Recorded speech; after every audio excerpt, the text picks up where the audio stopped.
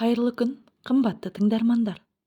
Сіздердің назарларыңызға өте керемет әңгіме ұсынғалы отырмын. Періште жүрек. Өмірге шыр етіп келгенім әрине есімде жоқ.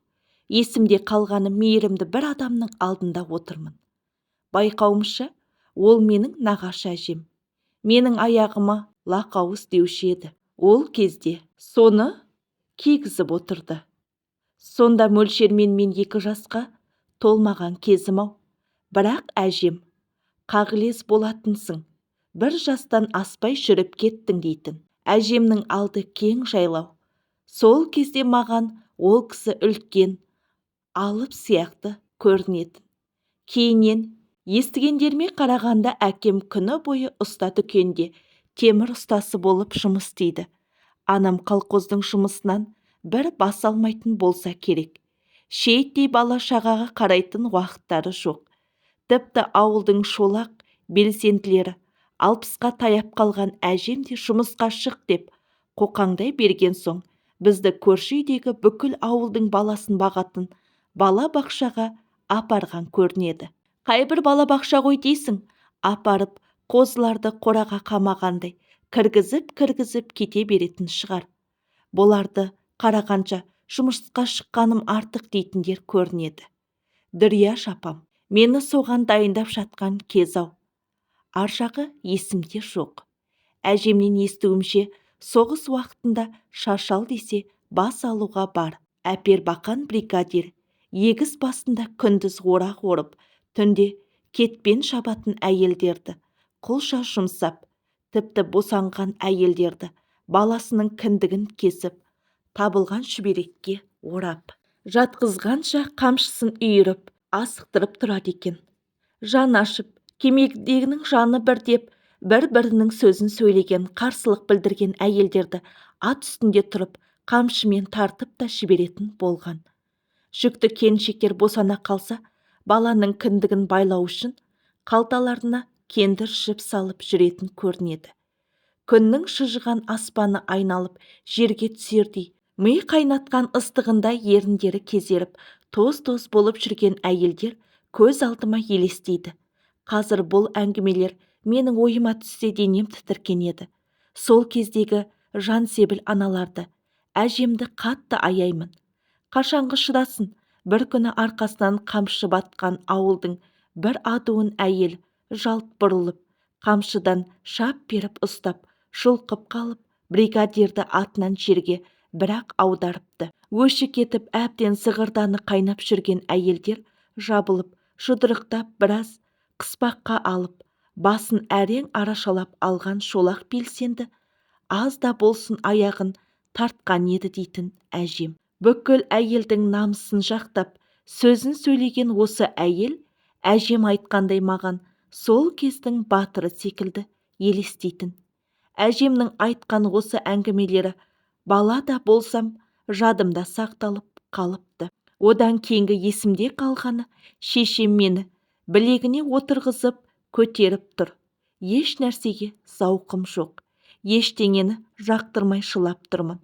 Шешем көтеріп тұрып, қабырғаға тигізе қойылған шкаф үстелдің үстіндегі құтыда тұрған түрлі түсті домалақ конфетпен қызықтырады. Қарағым да келмей, бұрылып шешемнің иығына басымды қоямын. Күйіп тұр дейді шешем әбіржіп. Ыстығым көтеріліп тұрса керек. Еш тәбетім жоқ. Түрлі түсті домалақ мәмпәселер менің есімде сақталып қалды. Ол мәмпәселер ол кезде тапшы. Әшейінде болса бас салар едім. Содан көпке дейін ауырдым. Ыстығым түспей қойды. Басыма қойып жатқан білегімде, басымның өзі де өте үлкен, ауыр сияқты қозғала қоймады. Саусақтарым да икемге көнбейді. Қысайын десем, еш бүгілмейді. Тістерім де банандай болып, бірінен бірі тигізгенде үлкен екені білінеді. Алып біреудің денесіне бүкіл болмысымен кіріп кеткендеймін. Тағы бір есімде қалғаны, көзімді жұмсам, терең шыңырау құдыққа түсіп, төмен құлдилап құлап бара жатамын. Өзімен бірге бір күлгін түсті шәйі орамал қалықтап бірге түсіп бара жатады. Төменгі жақ терең, қарауға қорқамын, басым сілдей. Осындай бір арпалыстан ояна алмай, жан таласып көп жаттым. Демалатын ауамның да иісі бір түрлі. Әжем мен шешем мұндайда шашыратқыны қайнатып, сосын суытып, шым-шым күйінде мені суға түсіретін. Қоржын тамның ортасы дәліз деп аталады. Оң жақта үлкен қазанда тамақ істелінеді. Сол қазанға қайнатқан суды қаңылтыршылап шынға құйып, суыта жүріп, әжем менің киімдерім мен орап алатын заттарды дайындайды. Дәліздің сыртқа шығатын есігі алқам-салқам. Далада қара суық. Жел кірмесін деп есіктің үстіңгі ашық жеріне ескі жастық тығып қойған. От жаққан жер қайткенмен жылы, бірақ мен бәрібір дірілдеп тұрмын. Ауырғандықтан шығар. Әпкелерім жаныма келіп, бар жақсысын маған берген болатын. Кірпігімді әрең ашып жұмып жатқан маған ештеңенің де керегі жоқтай. Алайда шашыратқыға түсіргеннен кейін аздап жеңілдедім. Біртіндеп жазылып келемін. Бір күні сол дәлізде апам екі аяғымды екі жаққа жіберіп, ортасында бір тостақ ұзын-ұзын макарон қосқан сүт көжені қойды да, іше бер деп өзі шығып кетті. Кешкі мал келетін апақ-сапақ уақыт. Ондай кезде маған қайдан қарасын? Төгіп шашып көжені ішіп отырғанмын. Үйге қара көлеңке. Қазіргідей жарық қайда? Шам жағатын уақыт жоқ па? Әлде керосинді үнемдей ме? Қабырғаға тегізіп салған ошақта маздап, қып-қызыл шоқ көздің жауын алардай мың-сан құбылып жылт-жылт етеді. Бір кезде алдымнан бір нәрсе зу ете қалды. Жүгірген нәрсенің бағытына қарай жалт қарадым. Өзіміздің қарала мысық. Жүгірген бойда барды да жайнап тұрған ошақтың ішіне кірді де кетті. Баж ете қалған ол көз ілеспес жылдамдықпен қайта атып шықты. Байқұс мысық не ойлады екен? Маған әлі жұмбақ. Қарайып тұрған пештің көме жағынан тышқан елестеді ме екен? Табаны күлдіреп күйіп қалған. Тағы бір есімде қалған жайт, жазда күркеде жатып, апам көкемдер қауын егеді. Оның бәрін мен қайдан білем? Кейіннен апамдардың айтуы солай. Ол кезде маған күркенің жанындағы шөптер биік-биік болып көрінетін. Тым кішкентаймын. Қаншанда екенімді есімде жоқ. Уақытша салынған күркеге апам мені ұйықтатып кетсе керек. Бір кезде шыбырлаған нәрселерден шошып оянып кеттім. Кәдімгі қырық аяқтан. Мен қоңыздар мені қоршап алған. Ұшып тұрып жан ұшырып шырылдаймын. Мені ести қоятын маңайда ешкім жоқ. Аяғыма тимей, жер тепкілеп күркені басыма көтердім. Жыбырлаған бәлелер аяғыма шығып барады. Шырылдаған даусымды біреу естісе керек. Шешем күркеге жүгіріп кіріп келгені ғана есімде. Қолына созған шешемнің құшағына сылқ етіп құлап түсіппін. Зәрем қалмады. Сен талып қалдың, дейтін шешем. Содан бері, күні бүгінге дейін қырғаяқ пен қоңыз менің ата жауым. Ешқашанда мен олармен достаспаспын. Шәкімшіл ерке болсам керек. Мені 4 жыл үлкен тәте, күләш, әкем қолдан жасалған 4 дөңгелекті аласа арбаға салып, дырылдатып сүйретеді. Қайбір жетіскен тегіс жол бар ғой дейсің. Дырылдап миым аузымнан шығардай болды. Жылаймын келіп. Мені жақсы көретін әпкем тоқтай салып жұбатып, 6 бақай ақша деп еркелетеді. Үйдегілерге айтып қоймасын деген-ау. Онда шаруам жоқ. Шешемді көріп, еркелеп жылаймын. Әжем менен үлкен 2 қызға қатты қатал болды. Олардікі дұрыс болса да дұрыс емес деп шығаратын. Жастарға қызық ойын, кәріге бұзық ойын көрініп тұрады шамасы. Әлі де қызға 40 үйден тыйым дегенді ұстанғаным екен. Бір күні әбден көкемнің ешкісі қашып кетіп, қайтара алмай келе жатқан көрінеді. Сол кезде пернеш әпкем алдынан шыға келсе керек. Ентіге шаршап жүгіріп келе жатқан әбен көкем қайтар алдынан шығып тосқауыл бол деп айқайлапты. Ойында ештеңе жоқ. Бой жете қоймаған қыз 2 қолын ербеңдетіп алдынан шығып қайырады. Соның көмегімен көкем ешкіні ұстап алып жөніне кетеді.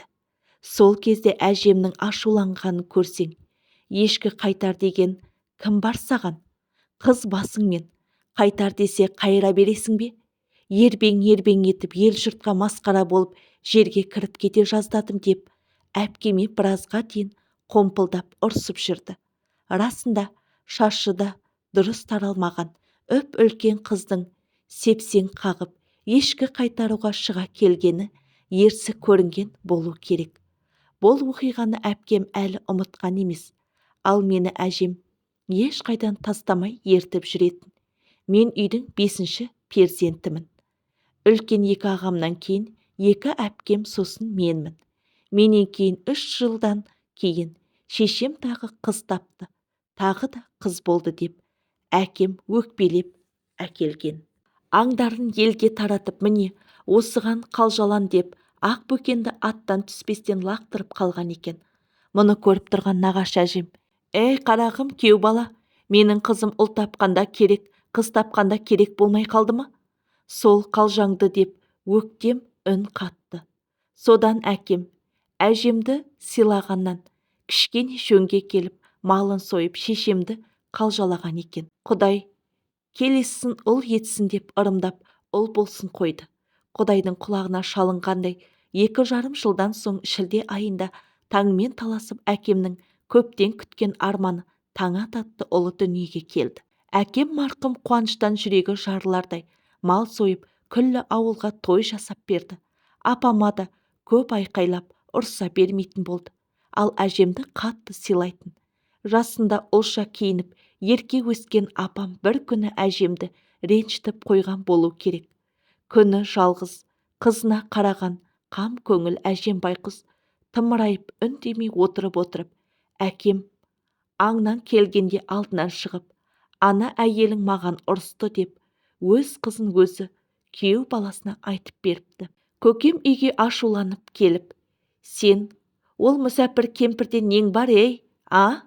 Бала шағамды бағып, отыңнан кіріп күліңнен шығып жүрген жазығыма» деп апама киіп жатқанын естігенмін. Әжемнің ұлы да қызы да жалғыз шешем болғандықтан осы үйге бір жола келген біздің сүйікті әжетайымыз ғой ол.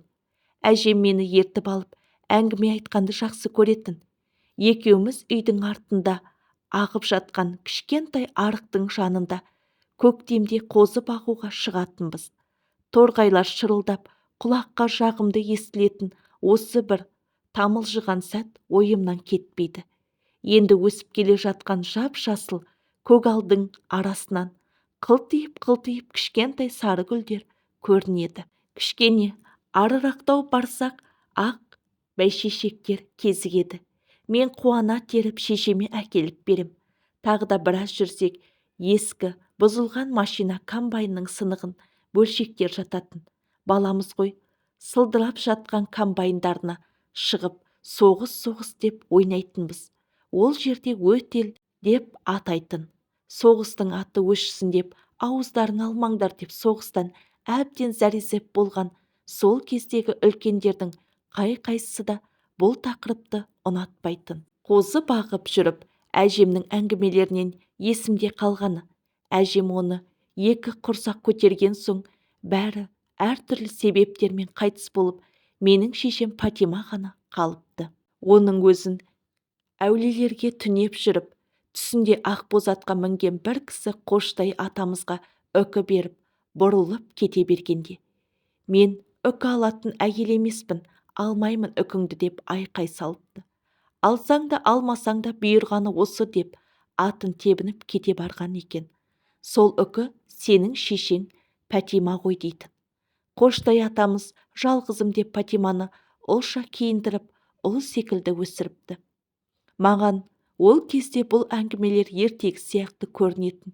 Сен осыларды жазасың, дұрыстап ұғып ал дейтін жарықтық әжем. 16 жасқа келгенде көз тиіп қайтыс болған Ұлданай деген қызын өзегі өртене өкінішпен айтатын. Сағыз теруге барғанда өте көп норма орындаған үшін мақтап, бір басқа ұлттың адамы жарайсың деп арқасынан қайта қағып мақтай берген көрінеді. Тоқ бұрымдары ұзын, өте көрікті қыз болса керек. Үйге келіп қатты ауырып, арқасынан құн салып, көз тиген қыз ақыры сол аурудан қайтыс болады. Тағы бір шекесі торсықтай ұлы жастан асып, үкілеп той жасаған күннің ертесіне шетінеп кетіпті. Әжем мұны айтқанда көкірегі қарс айырыла күрсініп қатты шөгіп кетуші еді. Қайран өмір-ай, дейтін жанар жасқа толып. Бұл әңгімелерді әжем маған көп айтатын. Есіме әбден сақталып қалыпты. Қазір ойлаймын, өрімдей ұл қыздарын жерге беріп, жалғыз қызының қолына қарап қалған мүсәпір әжем. Ішіндегі бар шерін далада, кішкентайда болса маған ақтарып, бір жеңілдеп алады екен-ау. Әжем ашаршылық кездерде соғыс жылдарындағы қиындықтары бастан кешірген. Қалқоздастыру уақытында асыра сілтеу болмасын, аша тұяқ қалмасын деген Голошокиннің ұранымен шолақ белсенділер біраз ғана малы бар Мәлімбай ақсақалдың қорасын қақшыған Қоғашық деген жерде тұрған екен. Мал ашулы, жан ашулы дегендей күн көріп отырған малдарын тартып алып жатқанда, Дәнегүл әжем аштан өлтірейін деп бедіңдер, тым құрыса бір малды тастап кет деп сойуға семіртіп байлап отырған Қалдыбай қой деп атап кеткен қойға жарамаса бергенде. Әжемізді шолақ белсенділер ат үстінен қамшымен осып жіберіпті. Сол кездерде ашаршылықтан қанша адамның қырылып қалғанын айтатын. Ұзын боп жердің астына қарай қазылған жер төленің есігіне жетер жетпес аш адамдар қырылып өле берді дейтін. Мұның мағынасына ол кезде жете алмай қоямын. Тек адамдарды көметінде мүмкіндік жоқ. Сүйектері шашылып қалмасын деп жердің астына қарай қазылған шұңқырға әрең жетіп жан тапсырған болса керек. Жеуге нан жоқ. Әйтеуір амалы бар. Қоштайға тиіп жанымыз қалды. Болмаса біздің үйде сүйегіміз қай жерде шашылып қалатын кім білсін дейтін әжем күрсін. Нағашы Қоштай атамыз емшілікте қасиеті басым, өте дәулетті әрі әулие кісі болған. Кезекте тұрған елде есеп болмаған, небір ауруларды тумаған әйелдер балаларды да емдеген. Сонымен бірге сауықшыл, әнші, жырау, таңға айтсын ақындарға таңға айтысатын ақындығы да бар болған. Таңдауға, тамашалауға келген ел киіз үйді керіп кететін. Симағанын керегенің сыртынан тыңдайды екен. Сауық қой сері кісі ел-елді қыдырып, әжеміз 12 құрсақ көтеріп, бірі өле беріп. Жалғыз қызы Фатима қалғанда мән бере бермеген болса керек. Сонда әжем бір күні күйініп, жары Қоштай атамызға елдің бәрін емдейміз, тумаған әйелді емдеп жазамыз.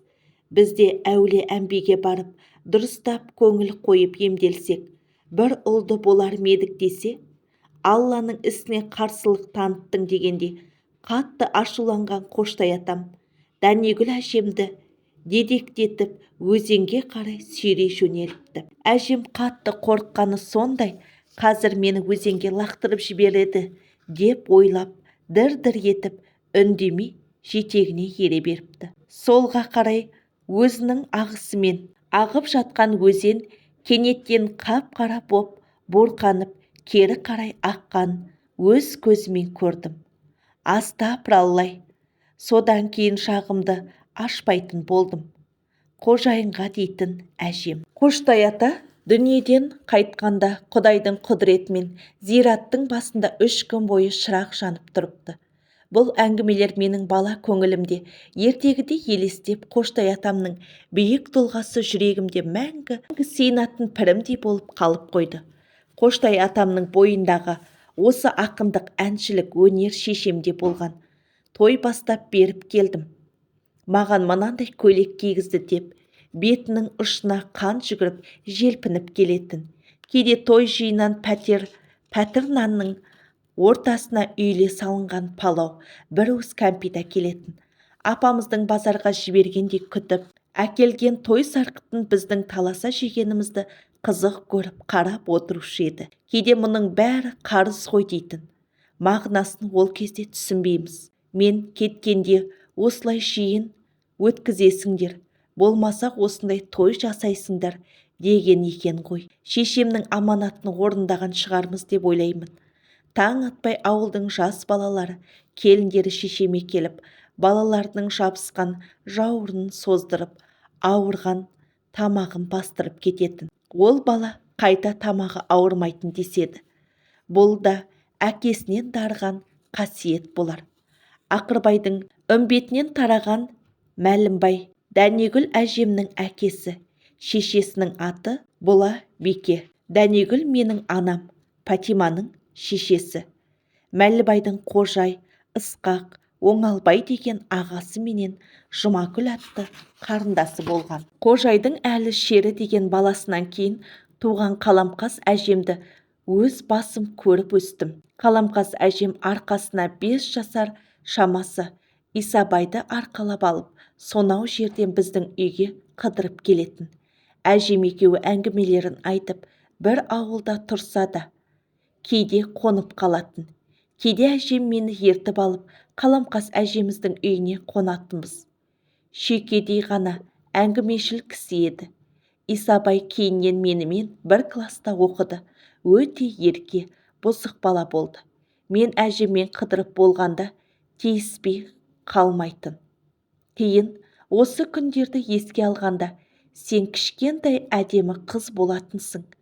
Бізбен ойнамай, менсінбей, әжеңнің қасына тығылып алатынсың дейтін. Әжем шешесі Бұла Бикеден жасырақ кезінде ажырасып қалған. Бұла Бике ашаршылық кезінде бір сапармен Ташкенге бара жатқан жолда пойыздан түсіп қайта отыруға жете алмай, пойыз жүріп кетіп қалып қалады.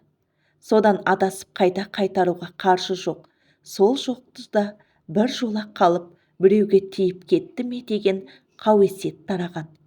Балапан басында Тұрымтай тұсында ашаршылық қысқан халықты қалжыратқан кезеңде іздеу салуға ешкімнің де шамасы келмеген. Әйелі Ташкенге кеткен сапарынан келмеген соң қайтыс болды деп ойлап, Мәлібайға ағайындары жеңгесі Жақсыбикені қосады. Мәлібайға келгеннен кейін 13 құрсақ көтерген Жақсыбикенің балалары шешек ауруынан түгелдей қырылып, Алма апамыз ғана қалған. Балалар өлмесін деп ырымдап Сыр өзенінің үстінен жел қайықпен ары-бері өткен екен. Шешесінен жас қалған Дәнегүл әжем бірталай жетімдікті, өгейлікті көріп өсті. Сөйтіп жүрген Дәнегүл жастай өзінен біраз жас үлкен ауыздағы сөз бермейтін сол ауылдың қадірлі азаматы Қоштай деген кісі әйелдікке алды. Азын аулақ қана малы бар. Мәлібай қызын 2 қыздың малына беріп, байып-ақ қалған көрінеді. Өзінен қаншама жас үлкен жігітке жылай-жылай кете берген Дәнегүл өгей шешесінен көріп, өз шешем болғанда осылай болар ма еді? Қызым жас, обал болды дер еді. Сен неге айтпадың, маған өгейлігіңді көрсеттің деп, көз жасы көл болды. Кішкене қыз-ау, менде тұрған не бар? Бәрі де солай кетіп жатыр ғой. Бәленбайдың жиынында отырғанда Мәлібайдың қызы бар, сізге лайық болады деген ғой біреулер. Бай адам, шамасы жетеді, бермесек те тартып алар еді ғой. 47-нің малын сен, қарындасы Мәсіркүлді үйленбей жүрген Қаңтарбай ағаңа беріп, қысқасы 2 қыздың қалыңын төлеп, малға жығып алып отыр. Менен несін көресің деп быжалақтайтын көрінеді. Кім білсін? Бірақ әжем басқа ешкім болмағасын ба, олармен өмірінің соңына дейін жақсы араласып тұратын. Мәсіркүлден Нұрмақан туады. Әжем өле-өлгенше оны інім деп қатты жақсы көретін. Сол кезде адамдар қандай бауырмашыл.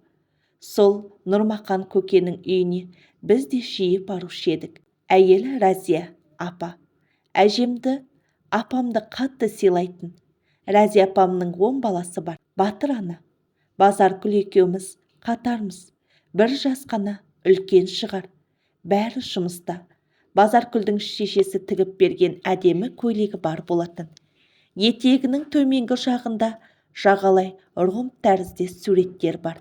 Екеуміз қайшын алып, сол ромбиктерді қиып алып тастадық. Екеуміз тесік-тесік әдемі сәнді көйлек болып шыға келді. Жерден жеті қоян тапқандай қуанымыз кеп, балақай десеңші, сонша аңқау болдық па, кім білсін. Қазіргі балалар осыны істер ме еді?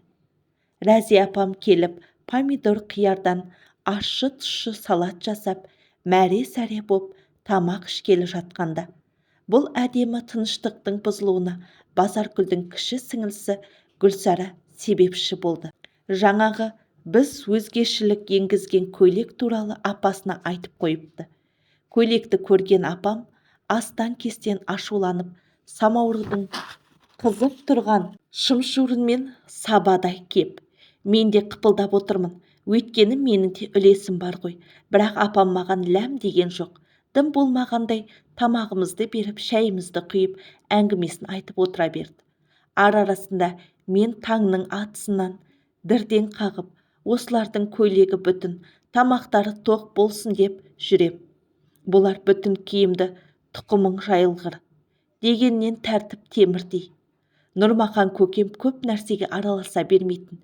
Көбінде қағаз қарап, папкасын алып жұмысқа кетіп бара жататын кісілік адам еді. Бұл жолы да жағы ашқан жоқ. Базаркүлді ешкім іздемеді. Сол кеткен жоқ. Іші ақ құбаша өте әдемі, көпшіл, мінезі жайлы, туысшыл қыз еді.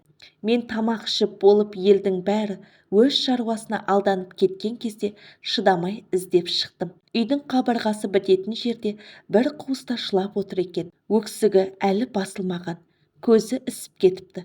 Қалай жұбатарымды білмей, жаз кезі ғой, әппақ балтырында шымшуырының табы қызарып көрініп тұр. Ашып та тұрған шығар. Бұлар Түркістан қаласының жолдың асты деген жақ шетінде жер үйде тұратын.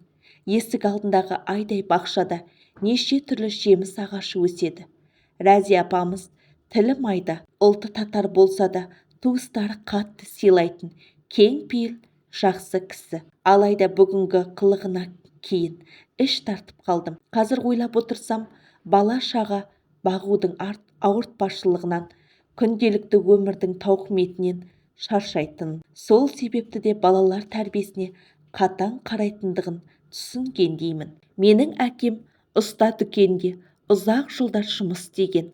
Соғыс кезінде темірден түйін түйген ұста болатын. Мен бала күнімде әкемнің көрік басып, қып-қызыл қып темірді қыздыратын көзіммен талай көргенмін. Біз әкеме түскі ас апарып беретінбіз. Кейде көрік басуға шамасы келмесе де, көмектесуге тырысушы еді. Мен кейде көріктің жібінен ұстап, салбырап тұрушы едім. Өйткені менде оны төмен басатын салмақ та жоқ қой. Әкем өзінің жұмысын жанындай жақсы көретін. Өте еңбекқор, адал жұмыс істейтін. Үнемі газетке шығып тұратын. Шешемнің айтуынша соғыс кезінде тылда жүріп, соғысқа өзінің жан аямас еңбегімен үлкен үлесін қосқан екен. Шешем бос белбеу болып көрінгенмен, еркек шора боп өскен. Қара жұмысқа келгенде шымыр, қажырлы еді. Оңтүстік Қазақстан облысы атқару комитетінің Фрунзе ауданы бойынша қалқушысы Сатбергенова Фатимаға 1941-45 жылдары Ұлы Отан соғысы кезіндегі ерен еңбегі үшін медалы берілгендігі тіркелген бір жапырақ қағазды есіме сақтап қалыппын. Сонымен қоса ұзақ жылдық қаржылы еңбегі үшін еңбек ардагері медалы тағы бар. Колхоз кезінде шешем кетпен шабудан колхоздың қара жұмысын адал атқарған алдыңғы қатарлы еңбек екпіндісі атанып, жиналыста құрметтеп, бригадир иығына елде жоқ мата жапқан екен. Патимағаны алады дегенде, мен жұмыс істеп жатырмын. Неге Патимағаны алады? Патиманың өзіне емес, оның лыпып тұрған кетпеніне беріп тұрмын ғой ағайын деп, үстелді бір қойып, елдің аусын шапқан көрінеді. Кетпен әрине әкемнің жасаған кетпені. Сонда бригадир анамның еңбегіне қоса әкемнің қолының шеберлігін де әділ бағалап тұрғаны ғой. Апамның ұзақ жылғы үздік еңбегі үшін берілген еңбек ардагері деген медалы әлі сақтаулы. Ол кезде 10 бала тапқандар ғана батыр ана атанатын. Ал шешемде 9 бала болды. Алланың осы бергеніне шүкір дейтін. Осылардың жамандығын көрсетпе, осы балаларының алдында кетсем болды дейтін шешем. Ер жетіп, жігіт ағасы болып қалған 2 ұлының өлімін көрсетті ғой Құдай. Қайран шешем. Жаз, оңтүстік жазы, ежелден күйіп басталады. Таңғы салқында даладағы оны-мұны шаруаларды бітіріп алмаса, түске қарай далаға шығу мүмкін болмай қалады. Таң ат бірде жалаң аяқ далаға шығып кетіп, табаны күйіп бара жатқан соң, қоңызға ұқсап қолын жерге тіреп, шырылдап жылағаны бар еді. Жайған ет те, құрт та тез кеуіп, саңғырап қалатын. Далаға жайған кір жайып жатып кеуіп жатады. 6 жастан асқан кезім. Биылғы жаңалығымыз Қоржын тамның оң жақ қапталында жаздық ас үйме отқана ма салмақшы болып, 2 ағам демалысқа келгенде кесек құйды. 1-2 күн бұрын құйған кесек саңғырап кеуіп те қалды. Шешем екеуміз кептау деген кірпіштерді аударып жүргенбіз. Апам бір кірпішті үйілген кірпіштерге қосайын деді ме, жерден көтеріп ала бергенде, мен де пысықтығым ұстап тыныш жүрмей бір кірпішті көтере бергенім сол еді. Бөлініп кетіп, үшкір жағымен оң аяғымның дәл үстіне түспесі бар ма? Ойбайымды салып жылайын десем, шешемді аядым. Жоқ, ұрсады деп қорықтым ба? Тістеніп отырмын. Көзімнен жас ыршып кетті. Ойбу жазған-ай, нең бар еді? Қу кесекте деп шешем де қолындағы кесегін тастай сап маған жүгірді. Ауыр кесек, жаншып езіп кеткен аяғымды баса алмай көп бейнет көрдім. Аяғым көптей болып ісіп, кесек тесіп кеткен жер жара болып кетті. Маңайдың және біздің үйдің ұсақ балалары жаңа салып жатқан құрылыстың үйілген топырағында ойнайды. Мен қатты қызығып, шешемнің рұқсатына қарамай кірісіп кетем. Ақ дәкемен байланған аяққа топырақ кіріп, қап-қара болады. Жаным кеудеме сыймай тұрған мен оны елей де қоймаймын. Ойынның қызығына алданып, аяғымның ауыратында ұмытып кетемін. Үйге кіргенде шешем кішкене ренжіп, мұның не қызым-ау дегеннен басқа сөз айтпайтын. Шешем біреуге қатты дауыс көтермейтін, артық сөзі жоқ, момын кісі еді. Дереу киініп ауылдың әйелдері сияқты қалай жүрсе солай бара салмай, басына басқа орамал тартып, мені де жуындырып, таза көйлегімді кигізіп, ауылдың фельдшері Жиенәлі көкемізге алып келді. Аппақ қалатымен тап-таза мұнтаздай шағын кабинетінің аурасы кірген кісіні тазалыққа шақырып тұратын еді. Ол кісі өте мұқият қарап, қанталап қызарып тұрған жараны ауыртпай үңгіп тазалап, быжылдағын бірнеше рет құйып, жақсылап таңып берді. Ауыртпай деген жай сөз. Ауырып, тістеніп әрең отырмын. Бірақ дәрігер мен апам мақтаған соң, соған лайық болуға тырысқаным ғой. Міне, бұл менің өзімнің ақмақтығымнан тапқан екінші таяғым. Бірінші алған жарам былай болды. Ауылда жарық жоқ. Кешкісін майшам жағамыз. Оны тазалап, әйнегін сүртіп, кешкіге дайындап қоюдың өзі кезек. Бір күні үлкен әпкем Пернеш, кіші әпкем Күләш, кейде маған да кезек тиіп қалады. Мен мақтау сетін болуым керек. Үлкендерден көргенім бойынша ішіне дымқыл дем үрлеп, таза шүберекпен кішкентай қолымды тығып жіберіп, қолым күйе болып тазалап шығамын.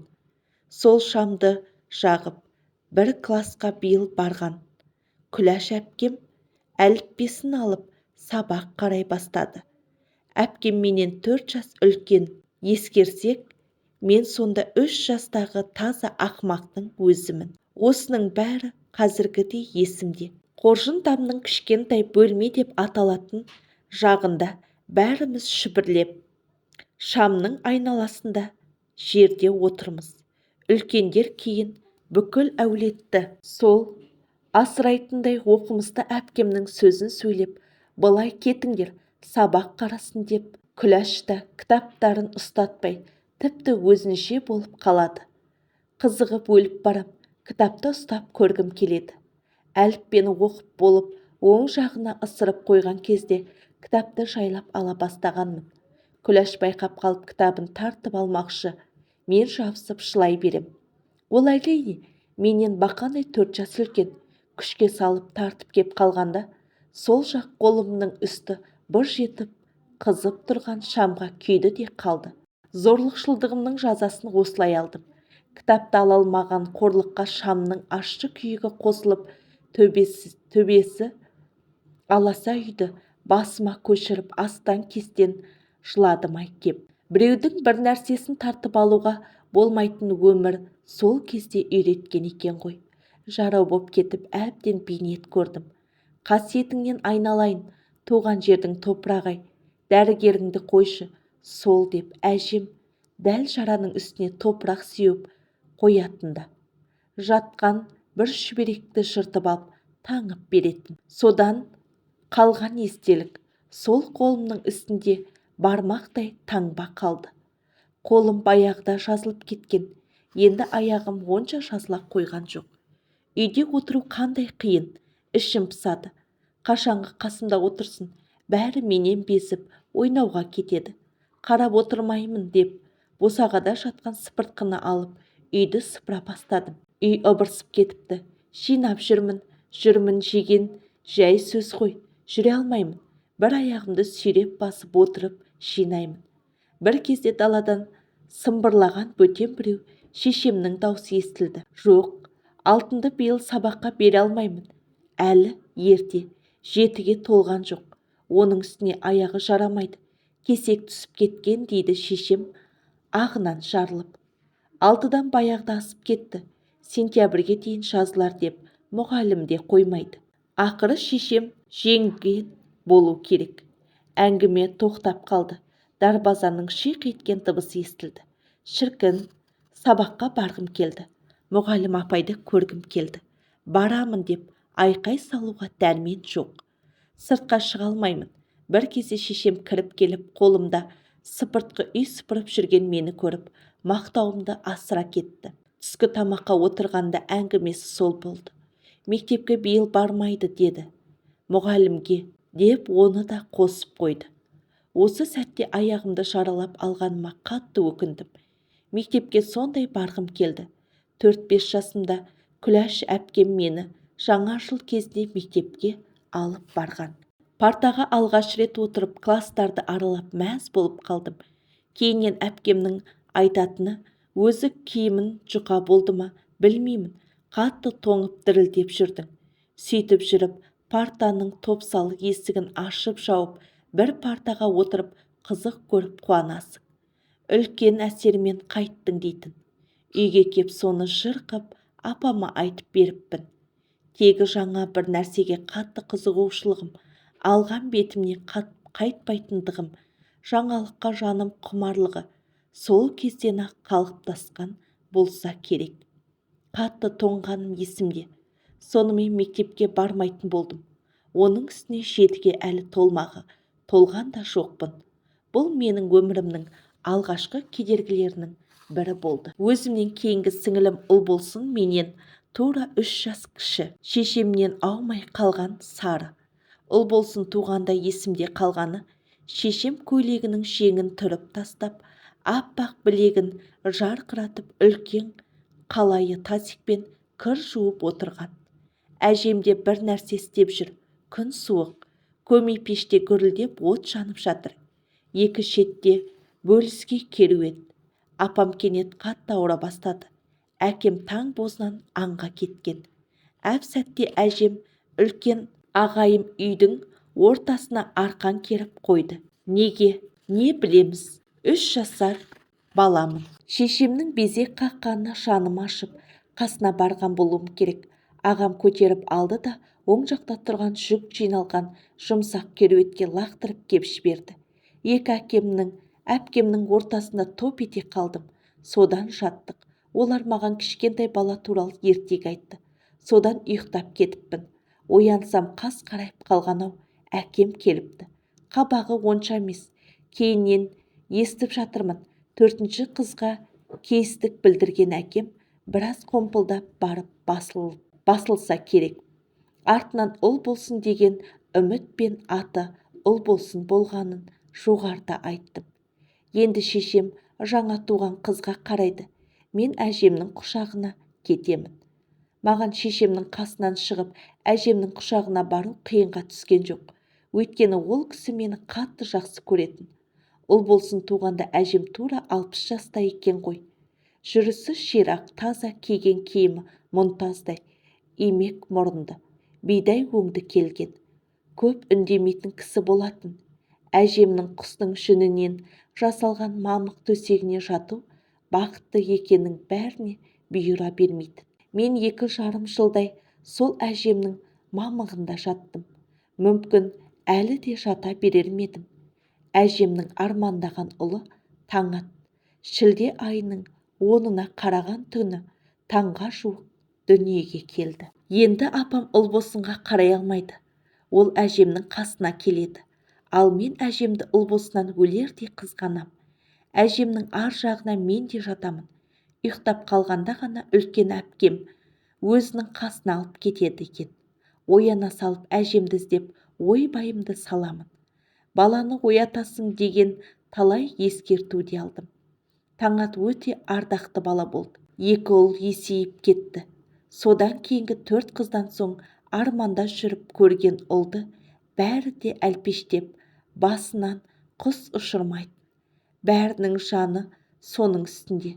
Әлі-ақ 2 жастағы ұл болсын да шешемді көп жағаламайды. Уызға жарымаған баладай жасынан жылаңқы, уайымшыл болып өсті. Не істейтін бір Құдайым білсін. Бірақ барынша аңқау, адал болатын. Ал Таңат әлжуаз, өте нәзік, кішкене үп еткен салқынға ауырып қалатын. Шешемнің бейнеті аз емес. Аяғы ауырлығына қарамай жазда да, қыста да жағуға отын шабады. Бір төбенің шаңын бір төбеге қосамын деуші еді жарықтық шешем. Қарулы болатын. Шөмеле отын шауып қайтары бос қайтпай бірнеше шөмелені бірақ арқанға байлап арқасына көтеріп әкеле салатын. Аяғы ауыр кезде қайбір күтінді ғой дейсіз. Құдайдың берген қуаты әжем бар. Үлкеніміз пернеште 10, 11, 12 жаста көмекке жарап қалған. Әкем іске жарайтын шөп орауға алып кететін. Мен де барып шөп орауға жайым бар. 2 ағам оқуда, анда-санда бір келеді.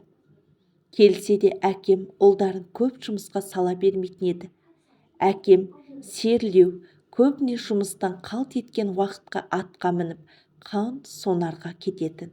Егіс қарада араласатын достары көп болатын. Төреқан, Мелдеқан, Ізбай, Ізей дейме, әйтеуір төріміз солардан құрғамайтын. Тіпті қалаға оқитын ересек балаларда 10 шақты болып тауға қашан көлік шыққанша біздікінде жататын. Шешем күнде табанан жабады. 10 шақты зіңгітті жігіттерге шақ келе ме, әп сәтте шоқ қылады. Оған қарап жатқан әкем жоқ. Жаны солардың үстінде. Ал олардың үйіне біз бір барып көрмедік. Және шешеме де рахметін білдірген емес. Күнде ерте тұрып әкем соларға көлік іздететін. Тауға күн суық, жер тайғақта тіпті жай күнде де көлік бола бермейді. Сол балалардың біреуі келіп, не әкемнің, не шешемнің жаназасында бір бас көтермегеніне қайран қалам. Мен шешемді аяйтынмын. Әкемнен қорыққанымыздан үндемейміз. Үйдегі 3 қыз боп көкірек, мен сол балаларды жақсы көрмеуші едік. Олар да біздің рудан. қоңыраттың ішінде жетімдерміз. Жетімдер 70 атадан асып кетсе де қыз алыспайтын ру. 1966 жыл қыркүйек айында елмен бірге 1 классқа бардым. Ақтөбе қаласындағы музыкалық педагогикалық училищесінде оқитын ағам Аюбек маған елде жоқ форма көйлек, ақ фартук әкеп берген. Портфель де бар. Мен мұндай қуанбаспын. Жүрегім жарыла жаздап ұшып жүрдім. Оны киіп мектепке барудың өзі бір ғанибет екен. Мұнтаздай киіндіріп апам алып барды. Аяғымда жылтыраған қызыл туфли, аппақ нәски. Туфлиме қызға қараймын. Шаң тисе алақанымен сүртіп қоям. Класс жетекшіміз қаладан келген Кенжегүл деген апай еді. Осында тұратын бір рудан тараған Мәулен деген кісіге тұрмысқа шыққан жас келін.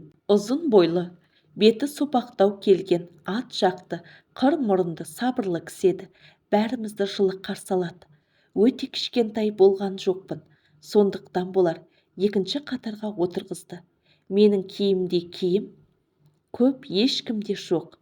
Танитын Жорабек пен Есен ғана. Олар екі жағымызда тұратын көршілер. Жорабек оң жағымда, Сапарбек ағайдың баласы. Есен сол жағымызда көп сөйлейтін Өстемір көкемнің баласы. Бәрі бір жерде өсіп өнген, сол жерден тамыр жайған бір атаның балалары. Жетімдер деген руданбыз. Ауыл аралас, қой қоралас, Жауғашты, Божбан, Найман деген рулар да бар. Олардың да өсіп өнген жері осы жер. Жалпы бірін-бірі таниды. Бастауыш класста өте жақсы оқыдым. 90 сайын мақтау қағаздар алып жүрдім. Мені тазалықшы етіп сайлады. Жорабек менен жақсы оқитын. Әкесі мұғалім болған соң жазуды да маржандай аппақ, жағасын кір шалмайтын. Көбі есімде қалмапты. Біздің көшенің алдыңғы жағында Нұрдәлі деген бала тұратын. Момын, ешкімге ұрына бермейтін.